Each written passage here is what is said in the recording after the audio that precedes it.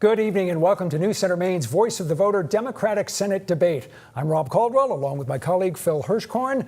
For the next 2 hours, you're going to hear from 8 candidates, each of whom hopes to be Maine's Democratic nominee for the United States Senate.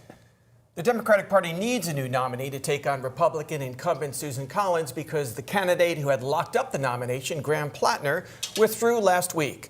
A new nominee will be chosen by delegates at a Democratic convention in 9 days, delegates who will be elected this weekend at county party meetings. Because there are so many candidates, we have divided this debate into 2 parts. The first hour will feature 3 candidates who ran for the Democratic nomination for governor, Shenna Bellows, Troy Jackson, Nirav, Shah, and 1 candidate who ran for the U.S. House of Representatives in Maine's 2nd District, Jordan Wood. They each received more than 20% of the vote in the primary. You'll hear from 4 other candidates in our second hour. We're asking the candidates to keep their answers to 1 minute, and we have a countdown clock so they can see how much time is left. With that, let's get started. We'll begin with opening statements from the candidates in alphabetical order, leading off with Shenna Bellows. Thank you. Good evening. This election comes down to one question. Who will meet the moment and who is going to fight for you? From the ACLU to the state senate to the Secretary of State, that's who I've always been. I threw Donald Trump off the ballot on January 6th. And then, when Donald Trump came for your voter data, I said, hell no, go jump in the Gulf of Maine. I fought in court to keep your data safe, and we won. I blocked ICE from having undercover license plates because there are no secret police in a democracy. I've struggled. I grew up in Hancock without electricity or running water until I was in the 5th grade. And I'm here because Mainers deserve a senator with backbone. Thank you. Troy Jackson. Well, good evening, everyone. I'm Troy Jackson, a 5th-generation logger, a union member, a father of 2. And before I go any further, I want to say that my heart is with the family, the Guerrero family in Biddeford, for the senseless killing by ICE agents. Horrific, something that should have never happened. And part of the reason why we should be running for this seat, so that to have somebody that actually does right by people in this state.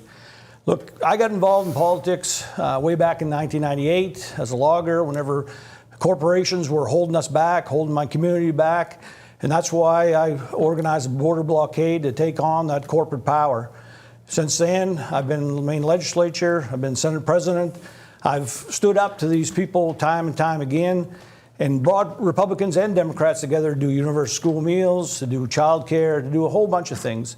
But there's so much more that has to be done, and that's why I'm running for U.S. Senate now, so that everyday people get a government that they deserve. Nirav Shah. Good evening, everyone. My fellow Mainers, I didn't expect to be here. We didn't expect to be here as a state, but I'm honored to be here, especially in these unprecedented times. In the past 10 days, all of our heads have been spinning. And then on Monday, Juan Sebastian Duran Guerrero was murdered on his way to work. And I'm angry about that. I'm angry that there's a 3-year-old girl who's never going to see her father again. With a system this broken, we simply cannot stand by for 6 more years of Susan Collins' status quo. And I am the best equipped to prosecute the case against her. And it starts with one simple question. Senator, what do you hope to expect in the next 6 years that you have not been able to accomplish in the last 3 decades? This special election comes down to one thing, electability. And my performance in last month's gubernatorial shows that I am the candidate that's best positioned to bring the fight to Senator Collins and defeat her this November. Jordan Wood. Thank you for hosting tonight's debate, Phil and Rob. Thank you, everybody who's watching at home. I was in 2nd grade when Susan Collins was first elected our senator. In the 30 years that she's been in Washington, she's helped build a political system that is failing us. I served as the chief of staff. I was barricaded at the Capitol on January 6th. I know the threat that Donald Trump poses to the future of our democracy. In the past year, I've held more than 40 town halls listening to Mainers. We support Medicare for all, universal child care at $10 a day, a billionaire's tax. And we need a senator in Congress that is fighting for those priorities. As senator we can trust, and that's why I don't take any money from corporate PACs, lobbyists, or AIPAC. Our next nominee has a very tough task. I am the only candidate on this stage who can separate themselves from Graham Platner, the candidate, from our progressive movement to change Washington. Last October, when I didn't believe Graham was telling us the truth about his past, I spoke out, and it cost me politically. But if I am your nominee, I promise I will be able to separate him from Susan Collins and the need to defeat Donald Trump and his agenda, which is wreaking so much havoc on our state. Thank you. Let's turn to our first question. You've mentioned Graham Platner. Let's begin there. He withdrew from the race after his campaign flamed out. But along the way, he really attracted a lot of enthusiasm, generated a lot of enthusiasm among Democratic voters, offered a lot of plans, a lot of proposals. My question is, and I'll begin with you, Troy Jackson, what is the idea from Graham Platner that you heard that you will use to move forward with your campaign and try to win votes? Well, I think that's pretty clear. I mean, what Graham talked about is something that I've been fighting for since I got into politics. Healthcare, Medicare for all. I mean, people in this country deserve to have health care. We deserve to have people in government that are not giving tax cuts to the ultra wealthy in this country on the backs of health care. This is something that I believe strongly in. I fought consistently in the state legislature for. I've tried to pass a whole bunch of bills for prescription drug coverage, making it easier for people. I've certainly supported Maine care expansion. And that's the thing that I think that Graham did the best, was talked about fighting against the healthcare industry and the prescription drug industry to make sure that people in this state and this country had affordable, quality health care. Nothing else matters if you don't have a good health care. Nirav, Shah. There are a lot of areas where Graham's policies and mine overlap. One that I think is particularly relevant this week is the need to finally abolish ICE. For anyone who's on the fence about that, let me ask a simple question. How many more people must die at the hands of Donald Trump's masked marauders before we finally agree that now is the time to abolish ICE? Now, rather than abolishing it, what Susan Collins has decided to do in recent years is increase the budget to a staggering $70 billion. That's more than 3 other federal law enforcement agencies combined, the FDA, the DEA, and the U.S. Marshals. But when I was on the ground in Biddeford this week, I didn't hear a single person asking for more tactical gear or snatching more people off the streets. What I heard over and over again was for humanity as we think about recent immigrants to this country. It is far beyond time that for ICE to go because it has proven itself unable to discharge its mission safely. We must abolish ICE and respect the immigration status of so many Mainers here. Jordan Wood. Yeah, I declared for the U.S. Senate last April and ran for the U.S. Senate for 6 months and spent several months on the campaign trail with Graham. And when you're the first in, you get to learn from other candidates, too. And one thing, I've been very involved in human rights work. I've been protesting the need for Palestinian statehood, a 2-state solution. I care deeply about the people in Gaza. But when I got into this race, I was very hesitant to use the word genocide. To me, when you make that commitment, you have to be ready to go all the way for the need to put conditions on any future aid to Israel. Graham got into this race saying this is genocide. And I learned that it is so important in these moments to draw those moral lines. Voters are looking at you to see what is going on in Gaza, the genocide that Israel is committing, and the need to speak to that. And it's going to be difficult, but it is one thing that I took from Graham that I embrace that position now, but I learned it from him. Shenna Bellows. The single idea from Graham Platner that spoke most deeply to me is that he's right. The democracy that we thought we had has been deeply corrupted by those in power in Washington, the billionaires and the massive corporations. But it's a false choice that it should be won, because he energized a movement that's always been there. We don't have to choose. It's about Medicare for all. It's about getting ICE out of Maine. It's about seeing the harm of October 7th and seeing the harm that what Netanyahu is doing in Gaza is genocide. And that we can hold both of those ideas and we can speak the truth, not try to figure out which talking points will win. I'm going to ask a new question. I'll go to Dr. Shah first. If you're chosen as a Democratic nominee, everyone knows you'd be running against Susan Collins as she seeks a 6th term. We learned this week she's got $11 million of campaign cash in the bank. There are independent groups that have pledged tens of millions of dollars to back her. And Mainers are familiar with her, as well as the money she brings to the state for fire stations, schools, for hospitals. She talks about $1.5 billion in earmarks just in the last 5 years, 600 projects. So how do you mount a winning campaign against all that with just 100 days to go to Election Day? Phil, you're right. The one argument that Senator Collins has made over and over for her reelection is that she brings in funding to the state. The question and the approach is to take that argument head on. Sure, she brings in about $300 million to the state of Maine, but what do we lose for having her as our senator? We encounter a situation where there are tariffs right now, where the average Maine family is spending an extra $1,000 a year. We have a war in Iran, where Senator Collins has done nothing other than make basic statements about how she doesn't agree with it. And that war is jacking up diesel prices and making diesel fuel for loggers and lobstermen much more expensive. It's jacking up fertilizer prices. Not long ago, when there was a vote on the Affordable Care Act tax credits, Senator Collins voted no against extending them. She ushered through a bill that gutted funding for nutrition, food for hungry kids. And so, sure, she brings in money to the state, but the question we should ask ourselves is not what we can do or how we will live without her. It's whether we can afford to live with her for 6 more years, because net of net, we lose money because of her. Jordan Wood? Yeah, we need to be realistic. We have a real challenge in front of us. I think our country, our state, our democracy are all relying on us. I think, and a lot of people across the state agree with me that yes, Susan Collins does bring back appropriations funding for projects that are important in all communities across the state. But this is a different moment for our country. And we need her to step up and meet that moment, to have the courage to stand up and defund ICE, abolish it, prosecute the agents who have committed a murder in our state on Monday. We need a senator who has the courage to say no to a HHS secretary like RFK Jr., who she voted to confirm.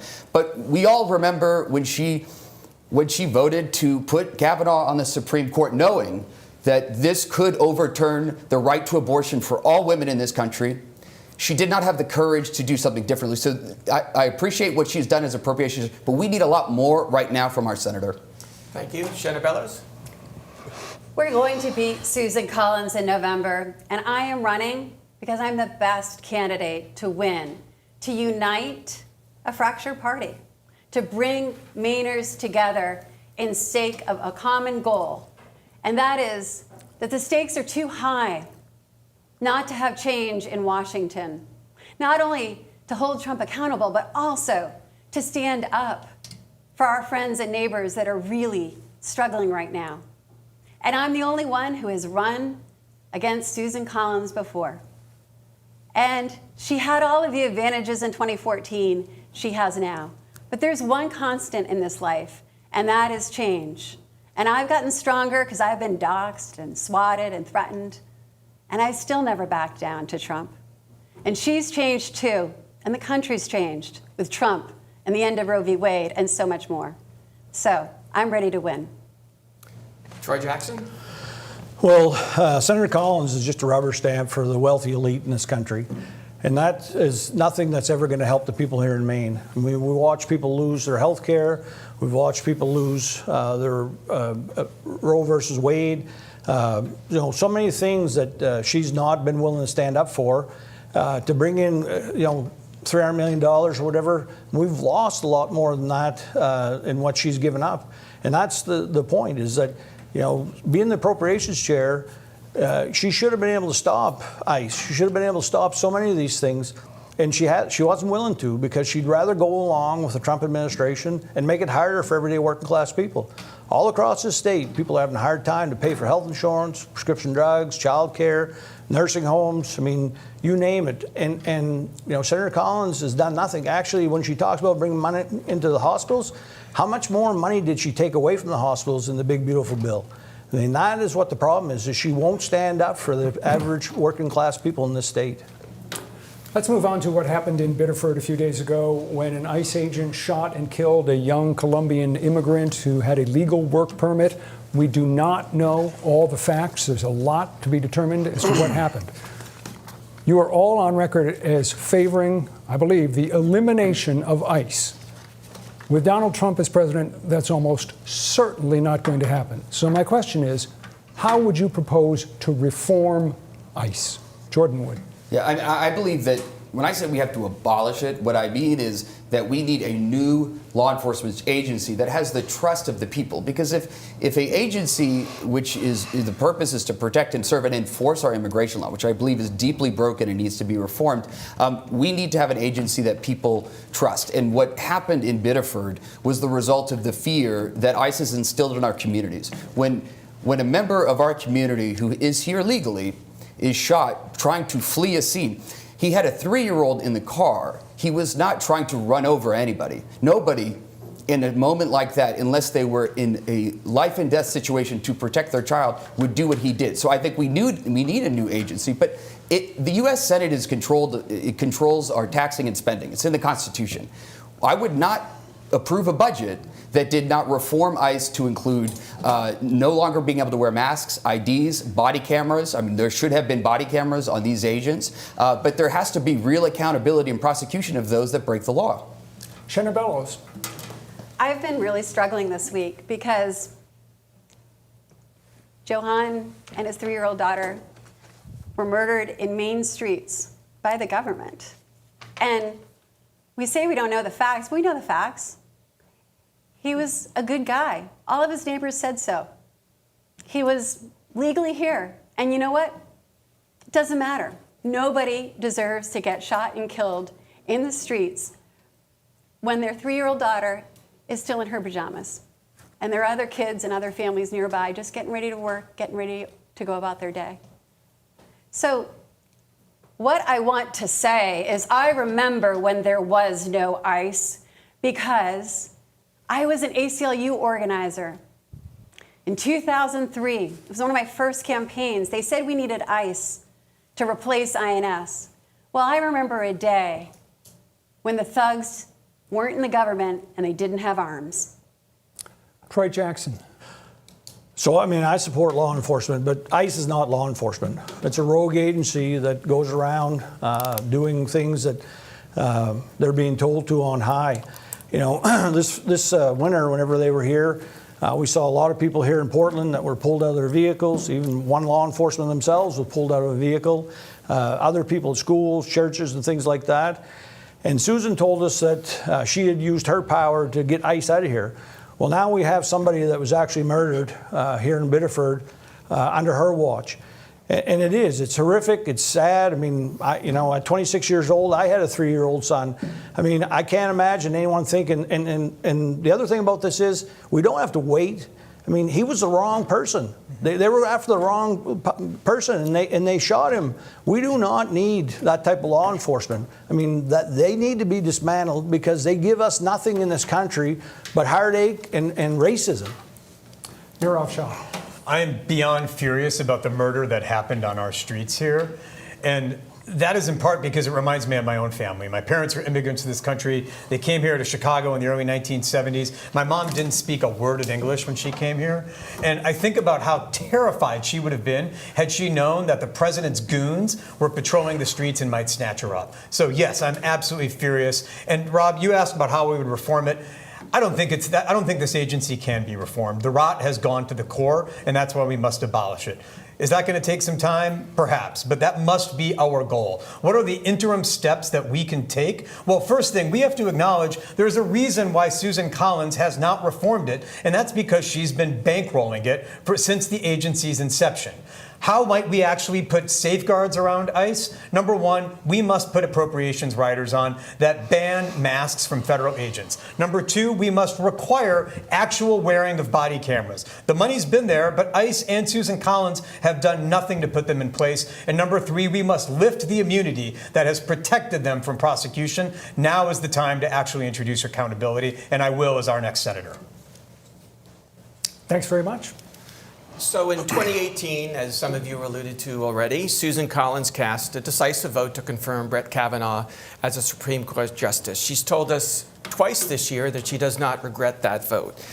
He was in the 6-3 majority in the Dobbs decision, which overturned Roe and the constitutional right to an abortion. So are 3 other Collins-confirmed justices, Samuel Alito, John Roberts, and Neil Gorsuch. So that's where we are.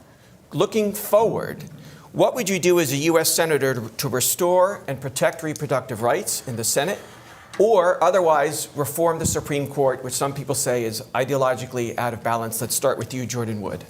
Yeah, I'm 36-year-old. Like Graham, I am a millennial. And the deep anger that young people have towards our Congress and our government in many ways is because we have watched this court strip away rights, like the right to abortion, and a politics that has not solved that problem. And Susan Collins has campaigned in the past as being pro-choice. But what it means today to be pro-choice in the U.S. Senate is to abolish the filibuster so that we can guarantee this right for every woman in the country. There is no way for us to get there without moving past the filibuster. And that's why from day one of running for this office, I have been a chief of staff in Congress, seen how much stuff is held up because of this procedural rule. And we need to deliver that change and restore those rights. And I support reforming the Supreme Court, creating a circuit that would rotate the judges. I think we've got to pull it out of the partisan divide that it's been in for most of my life. But I think we need to think to Congress as the place that we restore these rights, we protect them, because we cannot rely on this court. Shenna Bellows? So, I mentioned a lot of change since 2014. In 2014, Planned Parenthood backed Susan Collins. And they never would today, because they understand, as all of us should, that being pro-choice doesn't mean it's up to the states. So that in some states, a woman might die for no good reason other than there's a political legislature who wants to score political points because they're scared of losing their next election. So what would I do? Hell yeah, I'd expand the Supreme Court. We need to, because the same rot and corruption that we have seen because of the lack of term limits in Congress is the same corruption that we have seen with lifelong appointments to the Supreme Court. And sometimes I forget to say some of the policies that I believe in, but I believe that you, the person, should have the right to choose how you govern your own body, no matter where you live. And that's what I'll fight for. Troy Jackson?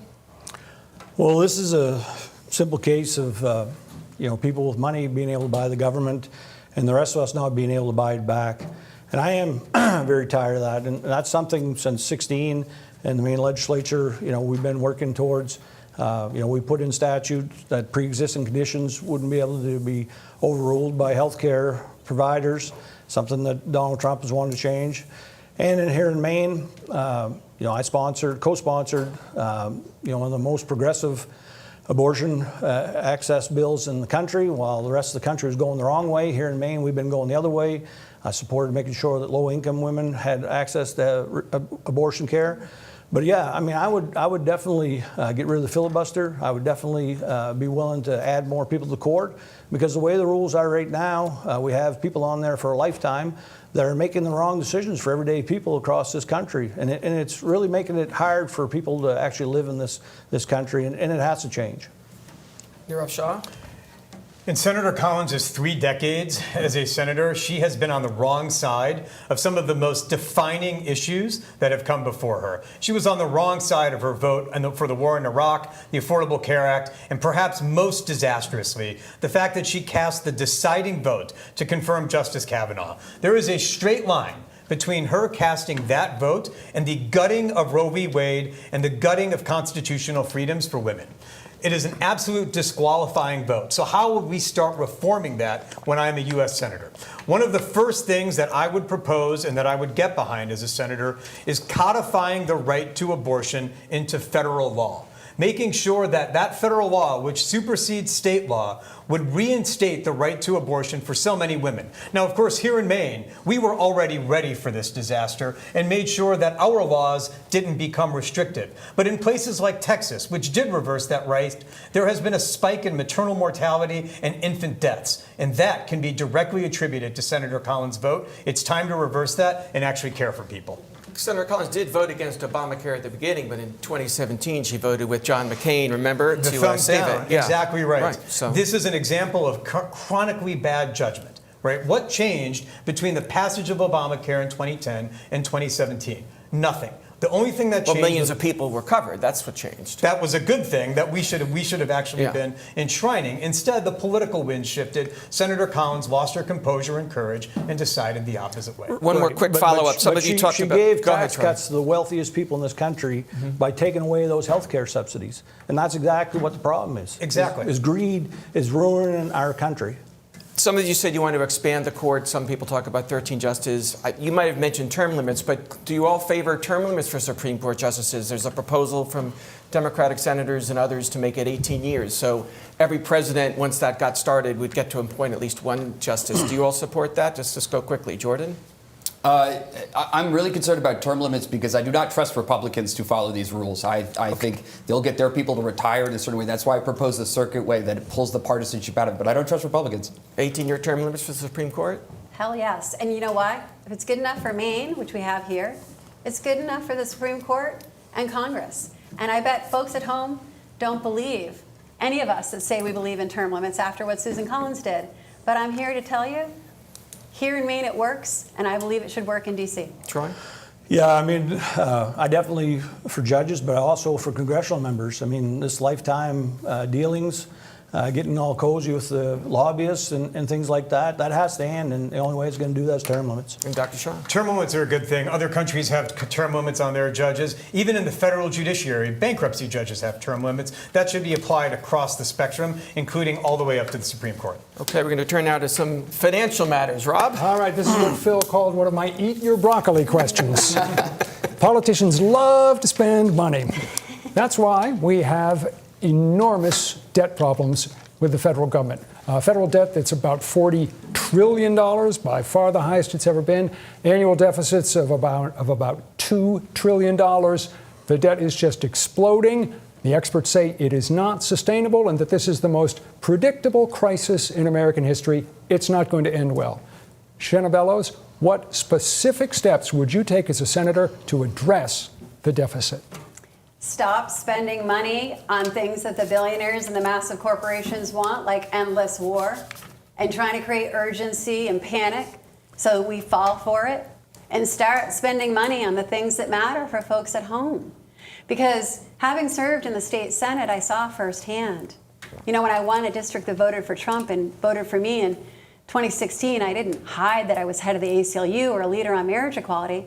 But I knocked on 10,075 doors, Republicans, Independents, Democrats, and I asked them, what matters most to you? And the one thing that unites us is people want to keep their kids fed and make sure that everybody gets health care and fund our schools.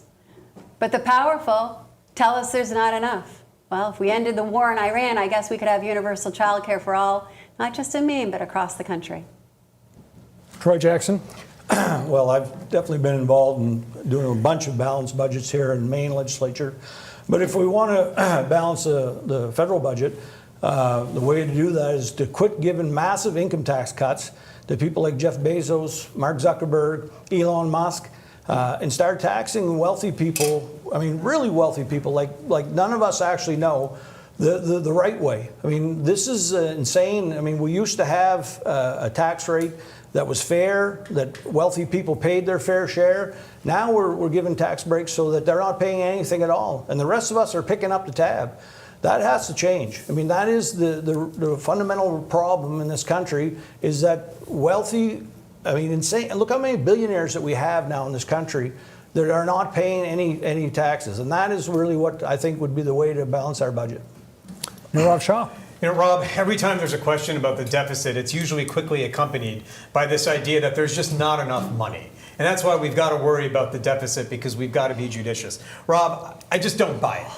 The fact of the matter is, every single time we're told there's not enough money for rural hospitals in Maine, or for Medicare for underprivileged folks, or for universal child care, we see those very same folks are doing things like Susan Collins has done, like approving $70 billion with the B dollars in spending for a rogue agency like ICE. So every time someone tells me there's not enough money, I don't think they're really serious about the deficit. I just think they're hiding behind some easy political preferences. In this case, that $70 billion could have absolutely resurrected the rural hospital system in Maine. Instead, it was spent on a rogue agency that killed somebody on Monday. All that said, what else can we do?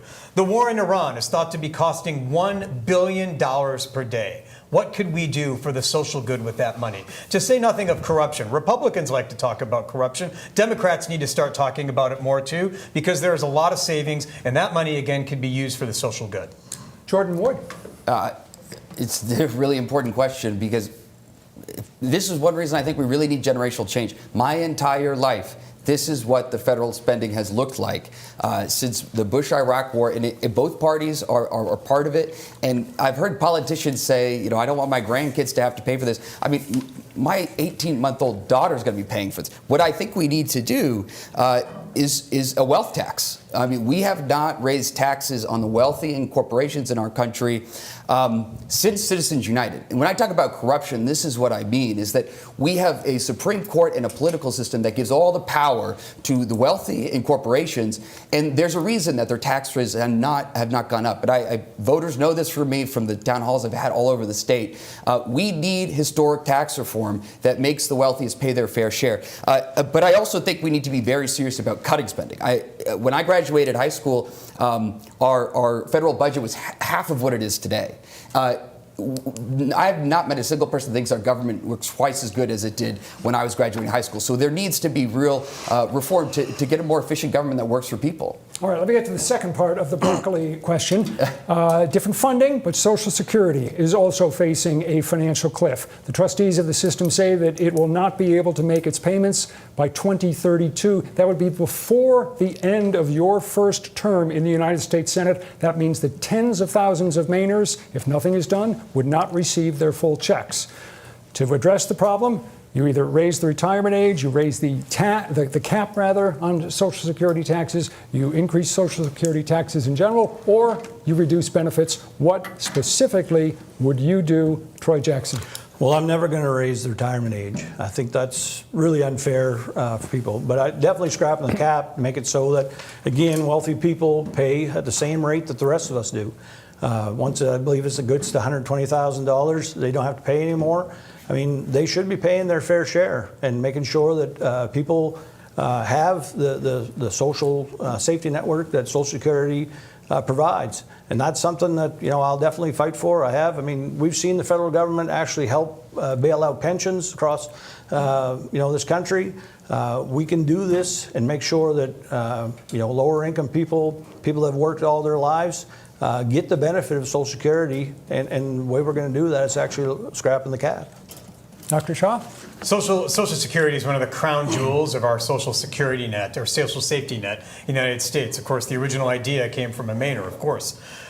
One of the things that we have a solemn obligation to maintain is that pact that we've made with so many Americans, whether that's through Social Security benefits, Medicare benefits, or the other entitlements that people rely upon. Right now, as you said, Social Security is facing insolvency. And one of the things that's really unfair is that if you are a millionaire, your input into the system, your contribution, is the same as somebody making $50,000 or $180,000 a year. So yes, we should absolutely scrap the cap so that people at every single income level are putting additional funding into the system. A lot of the projections that are out there say that by lifting the cap or scrapping it altogether, we could very quickly return the program to solvency. That's what we have to do. Now, I want to be clear.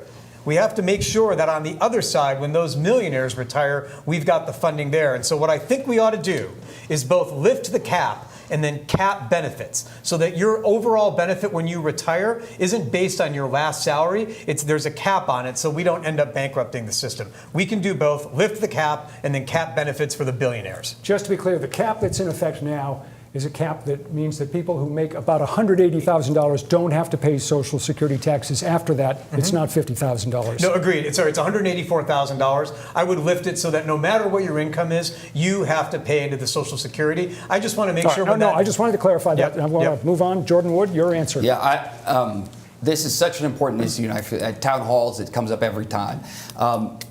When we think about the big challenges that our country faces, I think about also the big things we've accomplished. And we did a great step for elderly people in poverty by creating this system. And it is a commitment that we make, and we need to maintain it. But it is another problem that since I was young, I've been told, I'm not sure Social Security is going to be there when you're an adult, when you're retiring. That's unacceptable. We need to make it work. It's called the 2100 Act. It would eliminate the cap.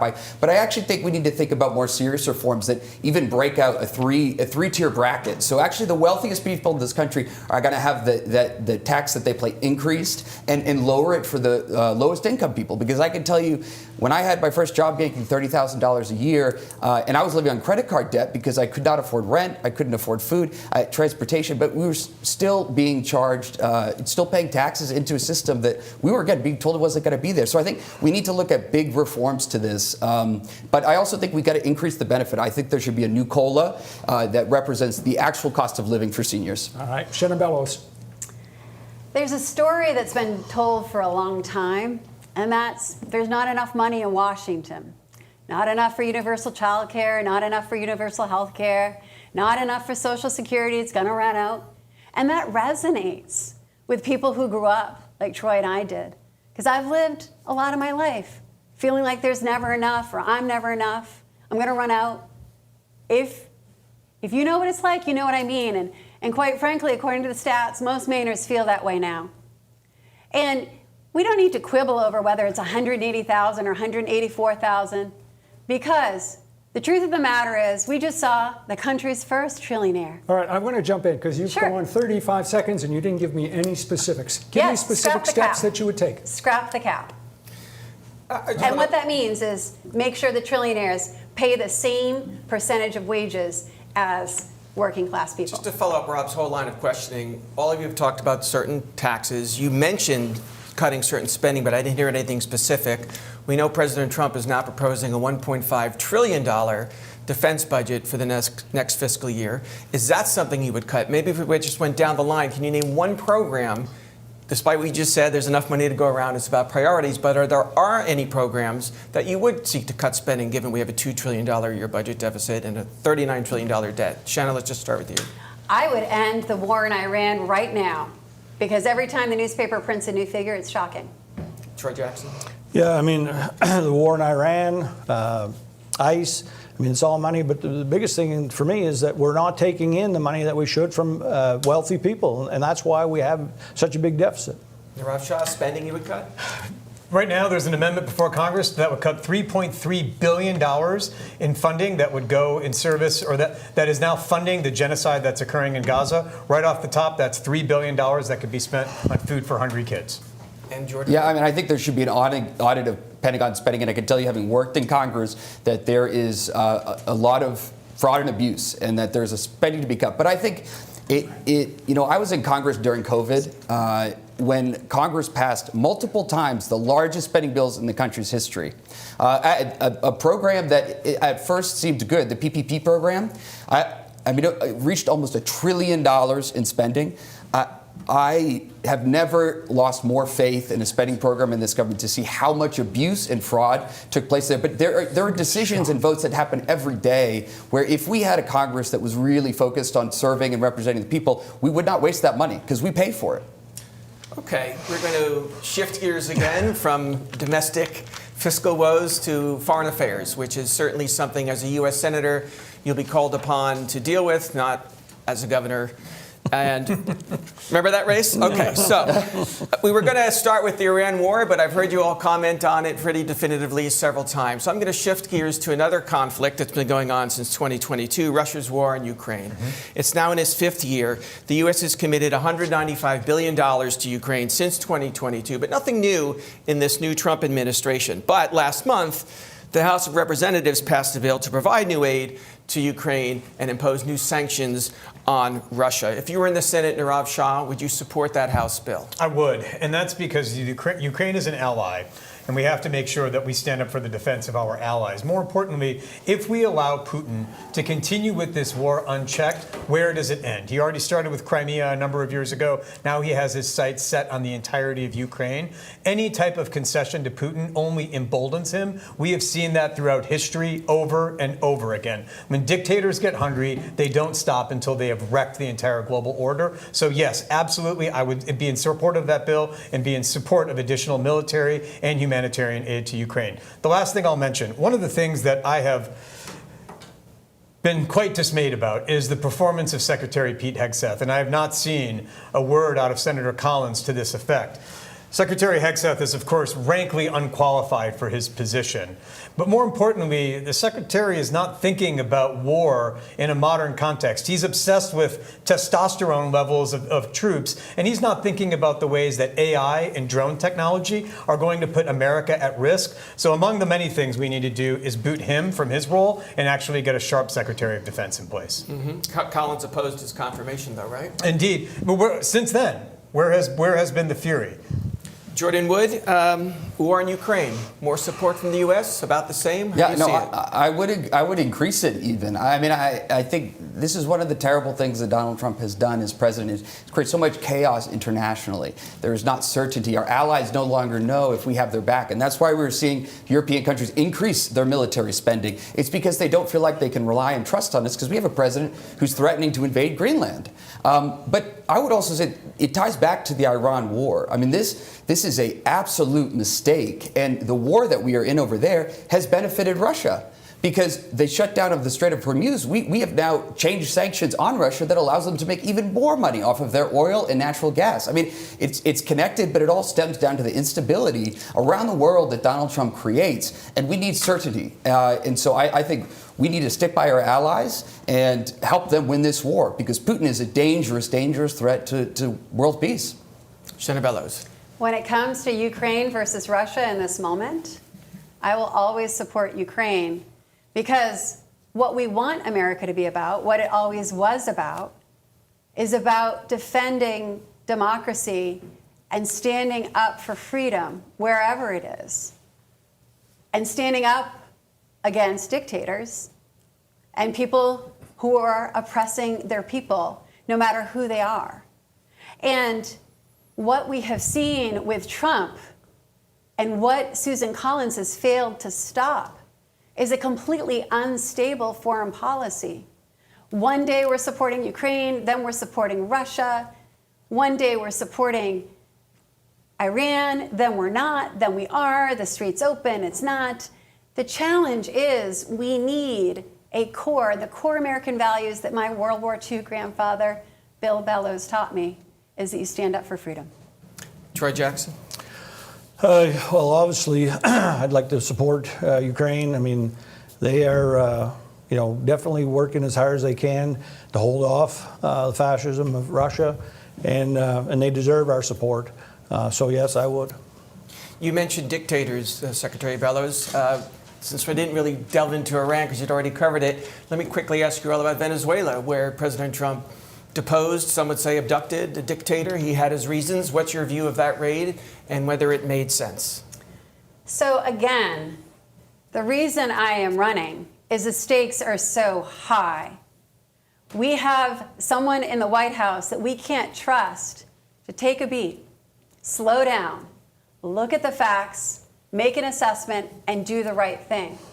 And Susan Collins isn't stopping him and helping him slow down. Congress is doing nothing. So with Venezuela, we should look at the facts. It's sometimes confusing who's right and who's wrong.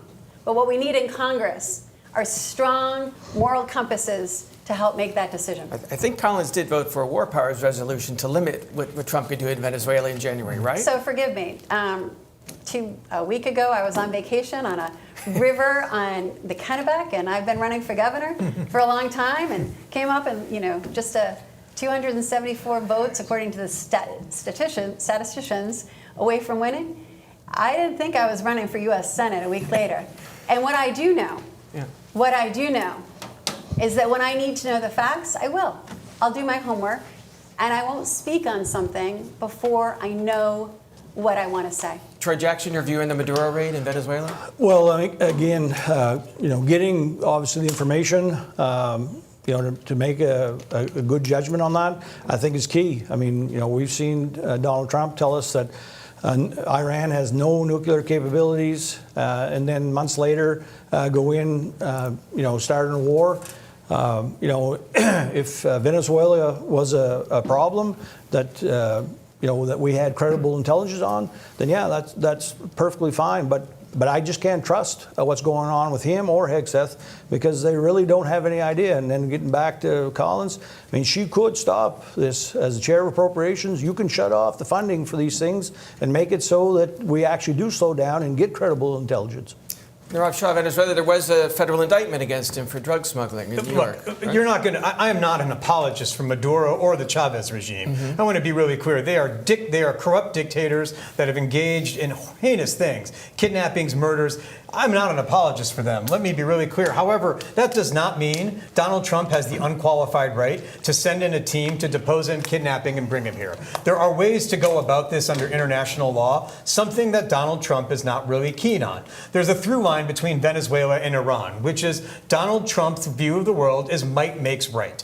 That is a complete departure from the way that the U.S. has worked with our allies, whether in NATO or in South America. Now, the question to ask is anyone in the United States safer because we committed an extrajudicial kidnapping? And the answer is no. We need to restore our place in this world. And Jordan Wood, your view of that Venezuela raid? I opposed it since day one. I think the through line, though, is with the corruption.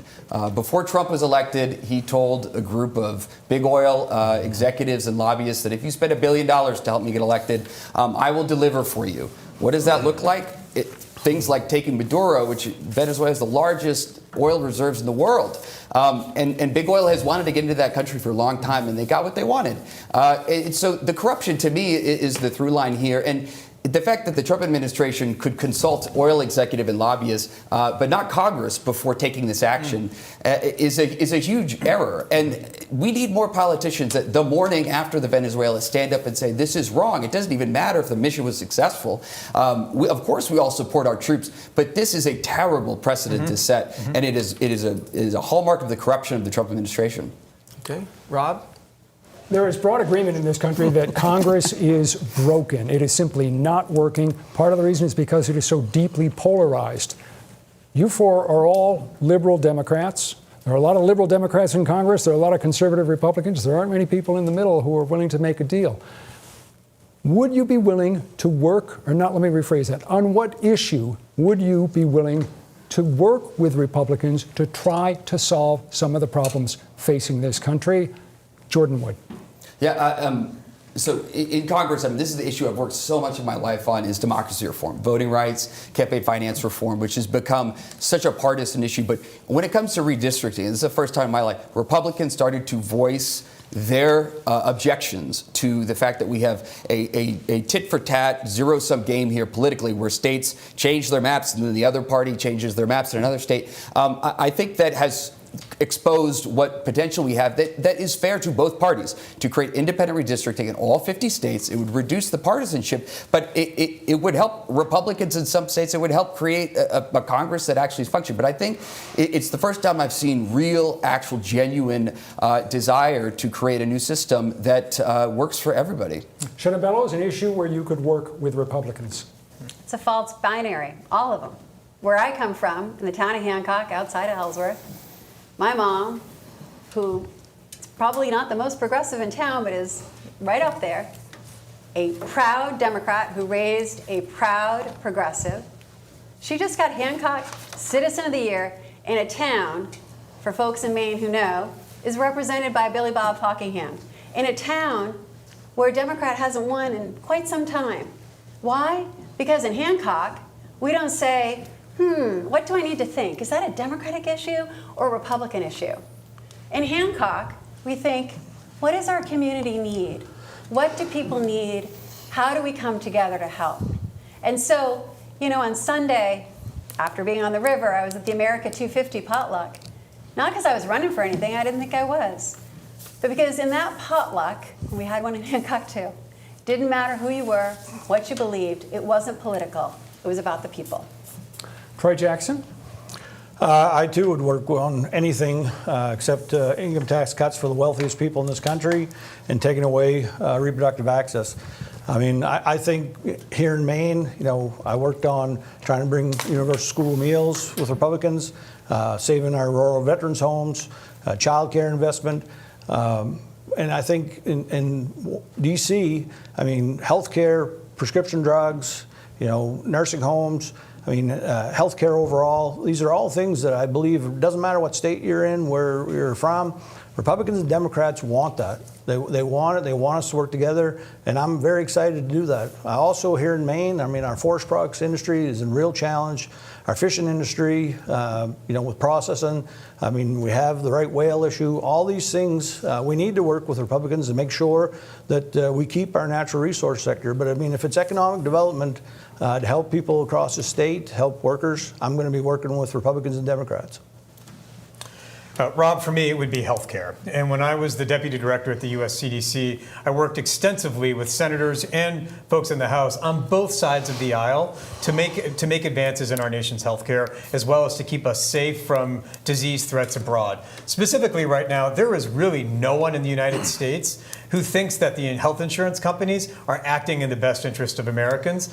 And that's because we have all grappled with them. We have all dealt with an insurance company, and we've all seen the ways that they put our benefit ahead of, or they put their profits ahead of our benefit. So this is an area, because of how much the healthcare system at the hands of insurance companies has failed Americans, that there is a lot of interest in making substantive reforms. Now, my North Star is Medicare for all, because healthcare is a human right, but along the pathway, there are reforms that we can make. For example, capping copays and deductibles, so no family is going bankrupt over a medical bill. And again, there is a lot of enthusiasm, given how much our system is broken, to finally make reforms.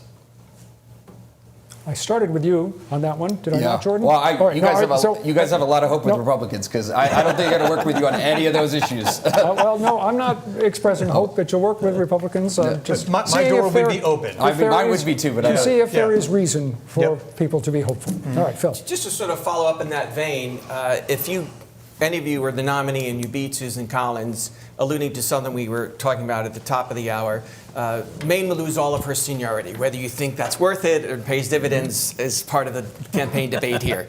But make the case for Maine voters why it's important for Democrats, you would be one of them, to regain the Senate majority. For instance, what kind of oversight of the Trump administration would you want to pursue if that were to happen? Graham Platner always used to talk about the Senate would be really busy with hearings and calling every Trump administration up to testify under oath. Maybe you think along the same lines. Jordan got the last question, so we'll start with you, Shenna Bellows. Do I get an hour? No, you get 60 seconds. Because I have a lot of ideas. Yeah. But what I want to say about the stakes in November is the path to the United States Senate runs through Maine. Without Maine, without being prepared to win in just over 100 days, we will not be able to hold Donald Trump accountable, and equally importantly, hold the billionaires and the massive corporations and all of those in power who are corrupting our democracy accountable. And so I have many ideas on this one. And if you'd like to go get a mocktail. Give me an example of a specific area of oversight that you'd like to have a hearing on. Well, I'd like to have a lot of hearings, but I will start with voting rights, because tonight Donald Trump is going to say he can decertify Liberty voting machines, and people are going to be super scared. And here's the thing. He doesn't get to do that. The states have sovereignty over our elections. Last week, he sent me a letter threatening to prosecute me with criminal. He's threatening to take me off in handcuffs if I didn't respond in 5 days. But guess what? He doesn't get to do that. People are scared, and he is just scaring them. He's a bully because he's scared too. And so, yes, I have a plan to hold him accountable. Troy Jackson, Democratic majority, make the case. Well, I think to your question, I mean, I actually come from the same area Susan Collins comes from. I've been on the ballot with Donald Trump the last 3 elections. I've been on the ballot with Susan Collins. People in my area vote for me because they know that I stand up for working class people. And I think in this case, Collins has completely forgotten who she's representing. I mean, the people in Mercer County and this state didn't send her down there to actually give income tax cuts to billionaires. They sent her down there to fight for farmers and other people that needed help, needed a government that they could rely on. And as far as something like this, prescription drugs. I mean, I live around the border. I see people in New Brunswick that are going with health care, they're going with prescription drugs, the same drugs that we have. And nobody in D.C. is actually doing anything because the healthcare industry, Big Pharma, is buying them out, and we can't afford to buy them back. And that's why I want to go so I can work on those issues that are so important to the people of the state of Maine. Nirav, Shah, what would a Democratic majority do differently, or any specific area of oversight for you? Phil, I got 3 letters for you. RFK. One of the most odious cabinet confirmations that Susan Collins has made is her vote in favor of RFK.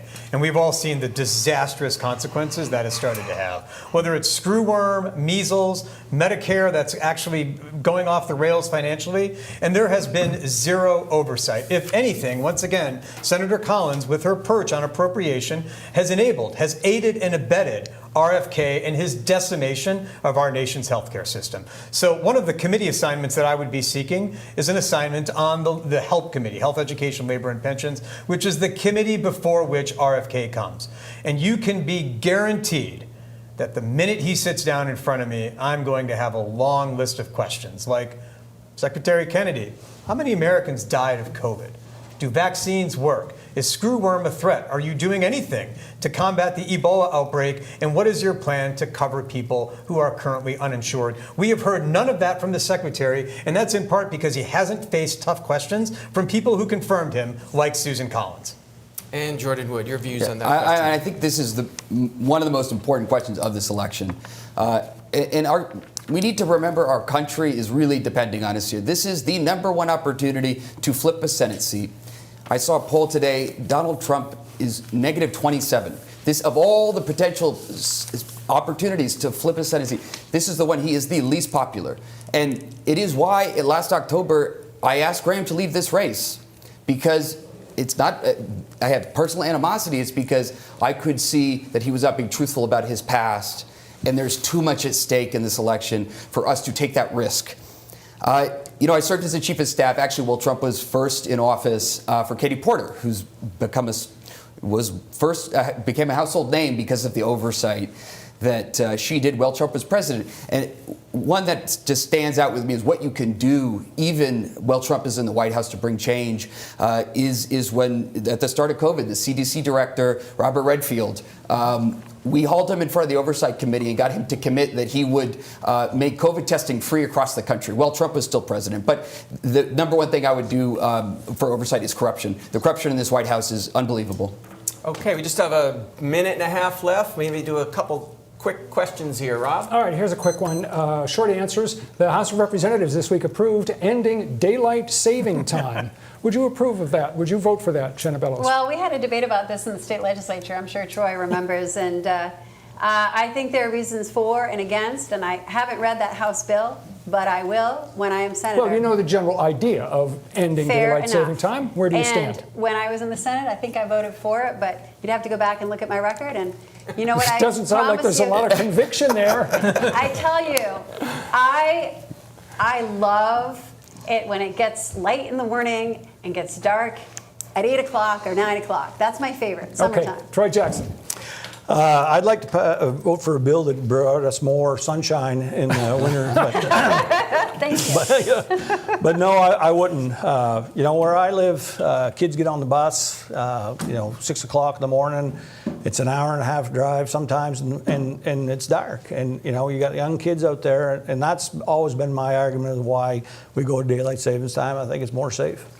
Nirav, Shah. Yes, the question is which time we pick. For me, an extra hour of sunlight, particularly in the depth of winter, I'll tell you, it would go a long way to helping my mental health. So I'm a yes on that one when I'm in the Senate. A yes on ending daylight savings. Yes, correct. Okay, Correct. and Jordan Wood. I am also a yes, and my husband, he does not ask or try to lobby me on any issue. This is the one he has been talking to me about for like 10 years. Even when I was the chief of staff, he said, we must end daylight savings. I guess So yes, I would. Not just for him, but for everybody. I guess I'm an early riser. Can I follow up? Unfortunately, we're out of 8 time, o'clock. and we've got Hour is up. 4 more candidates, and we want to bring them in. So we Cinderella thank has to go. Thank you all so 4 of much. you for participating in this debate. We're going to be back with the second half of this Senate debate with 4 new candidates, 4 different candidates.